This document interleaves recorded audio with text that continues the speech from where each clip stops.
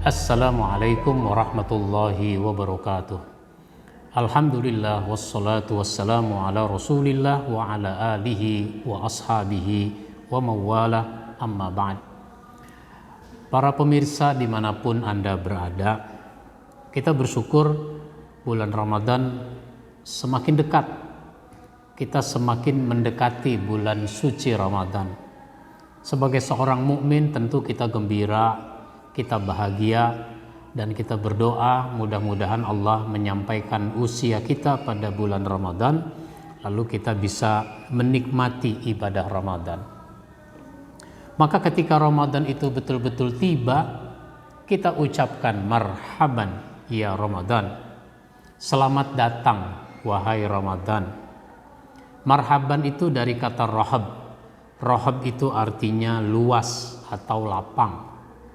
Kalau ibarat ada tamu penting mau datang, kita sudah siapkan tempat yang luas, tempat yang lapang.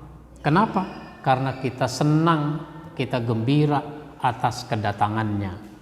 Sehingga tamu penting itu pun jadi leluasa berada di tempat kita, karena sudah kita siapkan tempat yang luas, tempat yang lapang. Ramadan itu sendiri artinya membakar. Apa yang dibakar? Yang dibakar adalah dosa. Kita punya dosa, dosa itu jangan dibawa mati, maka dosa itu harus kita habiskan dengan cara dibakar, bakarnya melalui ibadah Ramadan. Sehingga ini dijanjikan oleh Rasul sallallahu alaihi wasallam, man shoma ramadana imanan wahtisaban ghufira lahu ma taqaddama min zambi. Barang siapa yang berpuasa karena iman, karena mengharap ridha Allah, maka dia diampuni dosa-dosanya yang lalu. Ramadan juga artinya mengasah. Apa yang diasah? Hati. Kalau hati sudah diasah, maka nanti hati itu jadi tajam.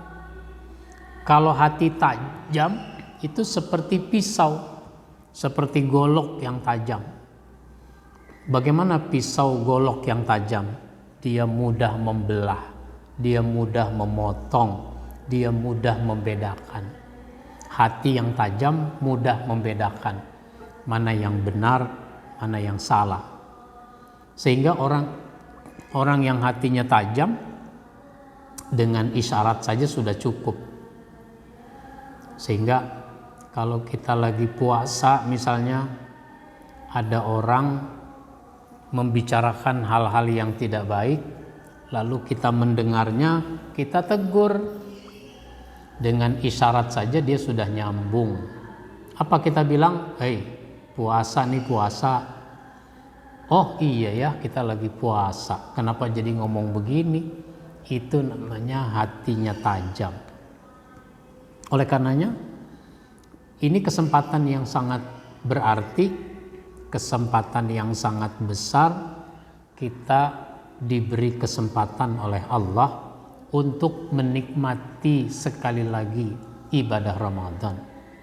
Oleh karenanya, bila kita betul-betul mendapat kesempatan ibadah Ramadan, jangan berlalu begitu saja, jangan lewat begitu saja.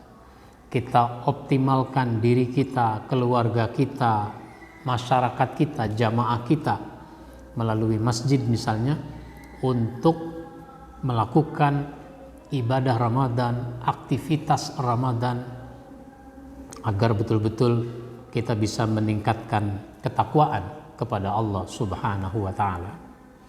Saudara sekalian yang saya hormati, orang yang berimanlah yang diwajibkan untuk berpuasa, karena ayatnya sudah jelas, ya ayyuhalladzina amanu kutiba alaikumussyam kama kutiba alal ladzina min qablikum la'allakum tattaqun. Hai orang-orang yang beriman. Ini banyak ayat yang dimulai dengan ya ayyuhalladzina amanu. Di dalam Al-Quran itu tidak kurang dari 89 ayat yang dimulai dengan kalimat ya ayyuhalladzina amanu. Satu di antaranya ini, kutiba alaikumusiyam, diwajibkan atas kamu berpuasa. Ini sesuatu yang ditetapkan oleh Allah, ditulis oleh Allah, diwajibkan oleh Allah kepada kita orang yang beriman. Yang tidak beriman ya itu urusan mereka, memang mereka tidak diwajibkan. Kita yang beriman, maka kalau kita mengaku beriman tapi kita tidak berpuasa Ramadan, apa bedanya kita dengan orang-orang yang kafir, dengan yang non muslim? Kama kutiba alal ladzina min qablikum, sebagaimana puasa sudah diwajibkan atas orang sebelum kamu.